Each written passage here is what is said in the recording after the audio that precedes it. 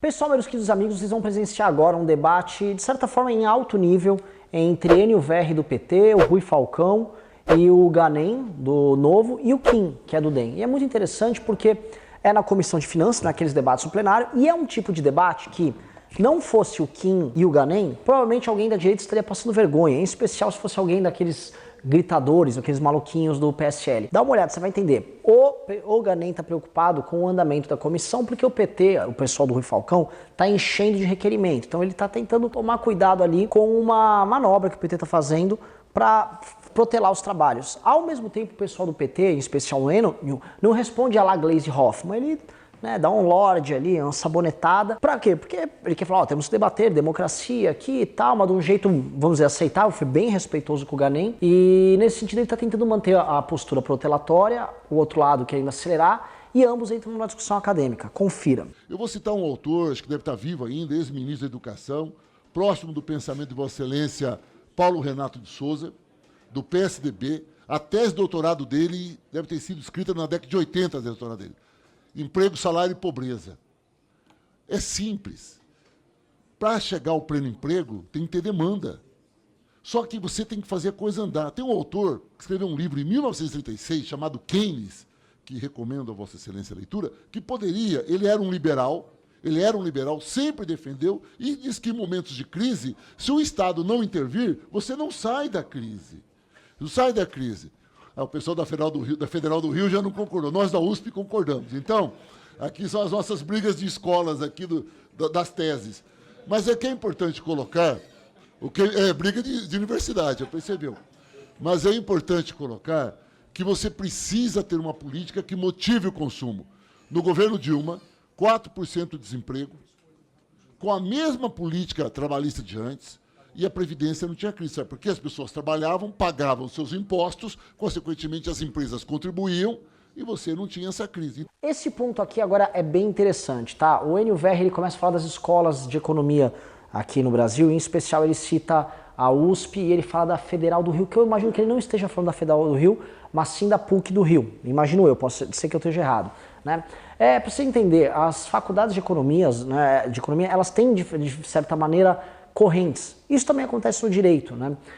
Basicamente, por exemplo, todo mundo sabe que a escola de Chicago é uma escola essencialmente liberal, né? O Friedman deu aula lá, estabeleceu uma corrente de pensamento muito vinculada. O Paulo Guedes, por exemplo, estudou lá. E aí, quando o Enio Verri traz isso para o Brasil, ele fala da USP, que ele estudou na USP e cita a Federal do Rio, que eu imagino que ele está falando da PUC do Rio, né? Ele está falando, olha, aqui, né, essa visão sobre Keynes na USP é uma, e a visão que vocês têm aí na Federal do Rio, que aí eu, de novo, eu imagino que seja a PUC do Rio, é outra. Só para lembrar, a PUC do Rio é berço de boa parte dos pensadores liberais, economistas liberais, gente que foi para o mercado, gente que participou do Plano Real, gente que foi compor a Casa das Garças, né, que nos anos 80 cumpriram um papel bem importante para estabilizar nossa moeda no Brasil, para acabar com a inflação. Então, imagino eu que ele está falando da PUC do Rio, que é como se fosse, em especial nos anos 90, a nossa escola de Chicago. Presidente, é evidente que essa é uma casa de debates e que efetivamente a gente tem que discutir as políticas públicas e que o debate tem que ser extenso, né? Agora, o debate tem que ser sobre efetivamente o objeto correto, a matéria correta.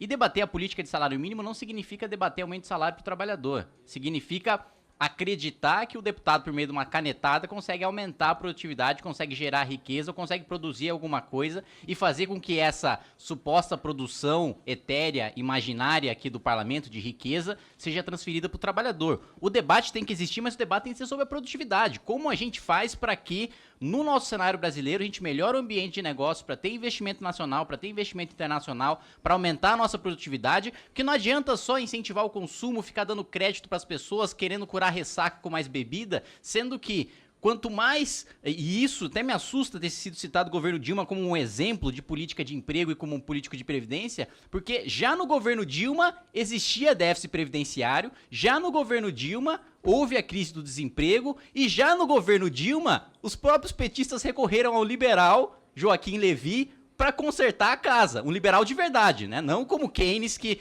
me assusta nesta casa, Keynes ser chamado de liberal, ainda mais em nome da USP, né? Desculpa, eu tenho completo respeito pelo parlamentar, mas o parlamentar não fala em nome da instituição Universidade de São Paulo, que possui diversos professores, inclusive o professor Hélio Zilberstein, que é um dos principais teóricos de um debate que esse parlamento teve na legislatura passada, que foi Deputado, o da capitalização. eu sou eleito, eu falo o que eu quero. Não, se você falo fala o que você quer, mas não em Excelência, nome de quem você quiser. Eu não disse. Falou em nome Vossa da Excelência, Vossa Excelência, respeite-me.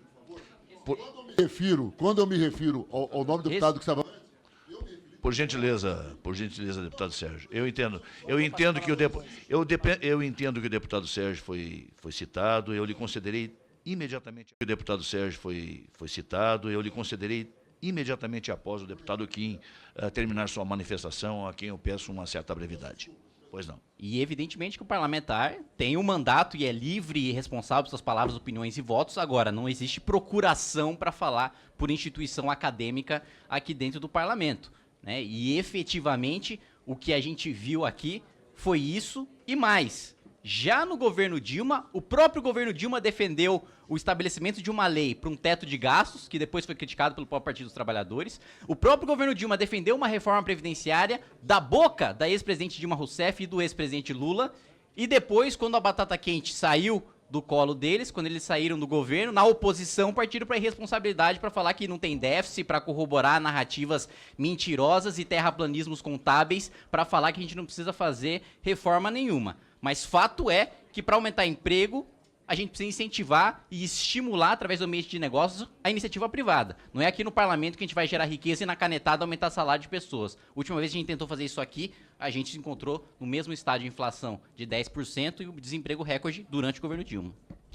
Certamente o deputado Pedro Paulo vai concordar de que, assim como o deputado Paulo Ganimi teve a oportunidade... Com a palavra, Senhor, primeiro peço desculpas.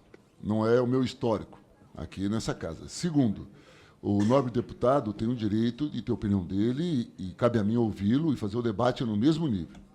Eu quero esclarecer ao deputado que só peço que ele não coloque palavras em minha boca. Eu fiz uma brincadeira ao deputado Pedro Paulo, porque há uma brincadeira sobre de que escola que você veio, como você pensa. Tanto que ele entendeu, que um brincou com o outro, sorriu, né, e depois o deputado que é de outra escola de formação também sorriu. Né, então, foi apenas uma brincadeira de pessoas que brincam, eu sei em tal escola, eu penso assim, você em tal escola. Isso é comum para quem tem alguma formação ligada a uma escola. Eu não falei em nome de uma escola, eu falei em nome da minha formação. Então, se alguém entendeu isso, eu quero, com muita elegância, pedir desculpas. E gostaria que a comissão mantivesse essa elegância que sempre manteve, da divergência, porque essa é a casa da divergência, essa comissão tem uma divergência gigantesca, e respeito nunca faz mal a ninguém. Por isso, de novo, peço desculpas que eu fui deselegante dessa maneira, e peço, não coloquem, por favor, palavras em minha boca. Eu tenho quase 60 anos de idade, não preciso disso. Muito obrigado. Para continuar a discussão, o deputado Pedro Paulo com a palavra.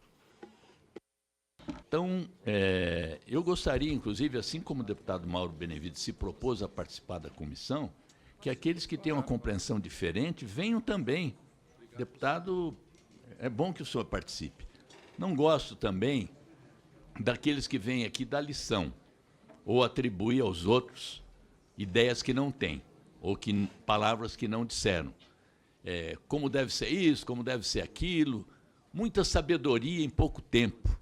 Muita sabedoria. Todos nós aqui temos muito que aprender. E eu mesmo tenho aprendido muito na convivência de pouco tempo com os colegas aqui. Então, a arrogância não é boa companheira. Então, eu aceito a ponderação do deputado, que a gente faça a subcomissão temporária para discutir uma política de salário mínimo. Defenderei na subcomissão que seja uma política de valorização. E acho que o seu entendimento, deputado, foi um pouco também por ter ouvido que pegava mal, não querer sequer discutir. Então, aceito a sua ponderação e façamos, então, a subcomissão para discutir uma política de salário mínimo para o país. Encerrado o processo de discussão, creio que não há mais nenhum colega deputado que queira se manifestar.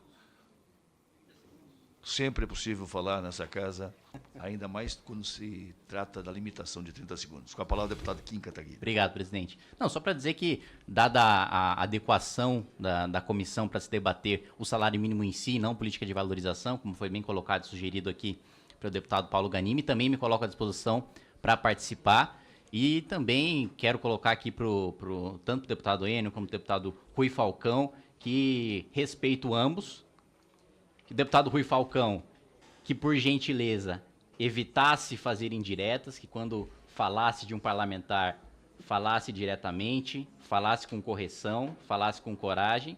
Meu posicionamento de maneira nenhuma é arrogante, ponho minhas posições com convicção, ponho minhas convicções de maneira incisiva, mas tenho plena consciência de que são minhas convicções e não pretendo de nenhuma maneira fazer com que haja uma imposição delas no debate. Fui citado pelo deputado que me antecedeu, para mim é suficiente que ele tenha entendido as minhas palavras.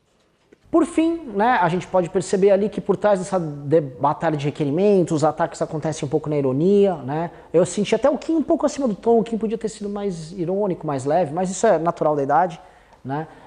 Achei que um debate de altíssimo nível, né? Novamente, o Rui Falcão e o Enio não indo para aquela marmotagem tosca do PT, e nem o Kim e o Ganime indo para aquela coisa infantilóide que o PSL ia estar. Porque eu não consigo imaginar aquele cara que tentou proibir videogame, o Julien, ou Frota, ou coisas do tipo, indo ter um debate nesse sentido. Eles seriam jantados pelo NUVR ali, né? Então é possível, como vocês podem perceber, haver um debate sério, elegante, envolvendo até petistas no âmbito econômico. E isso, vejam bem, discordo totalmente das ideias do petista, mas a postura dos quatro ali, né, e do próprio presidente da sessão reforça a ideia de democracia, reforça a ideia de debate, e é muito bom para todo mundo. Espero que vocês tenham gostado do vídeo e esperamos que tenhamos mais debates nessa linha na Câmara dos Deputados. Abraço.